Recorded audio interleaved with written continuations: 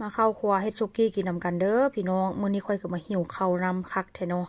มื้อนี้ก็ตื่นแต่เช้าแต่ว่าก็กินนมจอกนึงแก้วนึงแต่เวลากินไปก็รู้สึกว่ามันอยู่ท้องอยู่ได้แต่ว่าโดนไปแล้วมันก็หิวพี่น้องเพราะว่ามันบ่ได้กินแบบกุกกอกคุกกี้กินแค่นมกับอันผงโกโก้ว่าเส้นซะเนาะหลังจากนั้นค่อยก็ไปซูเปอร์มาร์เก็ตก็ทางไปทางหิวตอนขาไปนี่ง่ายอยู่ดอกมันบ่หนักว่าเส้นซะเนาะบ่ได้ซื้อของ แต่ว่าเวลาตอนย่างกลับนี่ติคือว่าหนักอิงติงพี่น้องทางห้วนแล้วก็ทางหิวเข้ามาฮอดบ้านแล้วค่อยก็ห้างวางของบ่ทันได้เฮ็ดอีหยังซำนะเครื่องของที่ว่าซื้อมาก็ยังบ่ได้เอาเข้าตู้หยอกตู้เย็นมามื้อนี้ก็มาค้างหม้อหั่นกระเทียมเอาน้ำมันใส่หม้อแล้วก็ผัดกระเทียมดีแต่ว่าก่อนไปเอากุ้งออกเนาะพี่น้องเอากุ้งออกแล้วก็แกะกุ้งไว้ว่าเส้นซะก็ฮู้อยู่หั่นนะว่าตัวเองมาแล้วมันสิหิวข้าวว่าเส้นซะเนาะค่อยก็เลยแบบว่า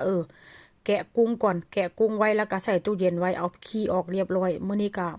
เอาหัวมันไว้เดี๋ยวจงหัวมันไว้หลังจากนั้นค่อยก็ผัดใส่กระเทียมน้ำมันแล้วก็ใส่ซีอิ๊วขาวหลังจากนั้นค่อยก็ใส่คะนอไปนำเด้อพี่น้องคะนอน้ำตาลแป้งนัวแต่ว่าก็ตอนที่ว่าค่อยใส่หันค่อยก็บ่ได้ถ่ายความว่าหิวข้าวว่าซั่นซะเนาะหลังจากนั้นแล้วก็กุ้งเริ่มสุกก็จะใส่น้ำใส่บรอกโคลีลงไปอันนี้ก็จะเป็นเห็ดหูหนูขาวเด้อพี่น้องแล้วก็จะใส่ วุ้นเส้นลงไปมื้อนี้ก็บอกได้เลยว่าแซ่บจังได้ก็แซ่บเพราะว่าอย่างหิวข้าวแต่ว่ามันก็ปรุงค่อนข้างโอเคอยู่ได้พี่น้องแล้วก็จะใส่ไข่ไปหน่วยนึงตอกไข่ใส่ว่าเช่นซะแล้วค่อยก็จะใส่พริกไทยการที่ว่าเฮาหิวข้าวหลายๆนี่ก็พี่น้องมันก็เป็นผลดีเด้เพราะว่าหยังเฮ็ดบ่แซ่บมันก็คือแซ่บแต่ว่ามื้อนี้มันแซ่บย้อนหยังเพราะว่าค่อยก็ปรุงรสชาติแบบว่าค่อนข้างโอเคว่าเช่นซะเนาะแล้วค่อยก็ใส่แบบว่าอีหยังก็แจ่วสุกี้ลงไปนำเพราะว่าซื้อมา2 ขวดเนาะพี่น้องสั่งมาจากร้านไทยว่าเช่นจ้ะก็เป็นการกินที่แบบว่าค่อนข้างแบบหดหู่ขนาดใดฮ้อนก็ฮ้อนหิวก็หิวว่าเช่นจ้ะประมาณว่าโมโหหิวพี่น้องกุ้งนี่ก็ใส่ประมาณ5 ตัวเด้อเห็นบอกหน้าตาก็จะเป็นประมาณนี้แล้วก็จะโรยหน้าด้วยผักชีหรือว่าหอมป้อมแล้วก็เป็นการแบบว่าเสร็จชิ้นว่าเช่นจ้ะเนาะอันนี้ก็จะเป็นกระเทียมเด้อกระเทียมที่ว่าค่อยหั่นเพื่อว่าจะเอามาใส่ตอนแรกก็ว่าจะไปถ่ายคลิปแต่สุดท้ายก็คิดซ่องใจหิวแบบนี้ก็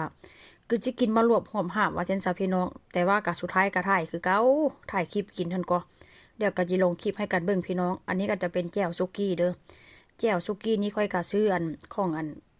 กาพันท้ายนอละสิ่งมากินพี่น้องแก้วนึงก็ประมาณเกือบ300นี่ละก็ค่อนข้างโอเคได้หน้าตาก็จะเป็นประมาณนี้แล้วค่อยก็จะมาใส่พริกนำเด้อเห็นบ่เต็มถ้วยเลยพี่น้องเพราะว่าใส่อันนั้นแดอันนี้แดมันก็ค่อนข้างจะหลายว่าเช่นจะเนาะวุ้นเส้นก็ใส่ก้อนเดียวนึงแหละนี่ละหน้าตาซุกี้ใส่กุ้งใส่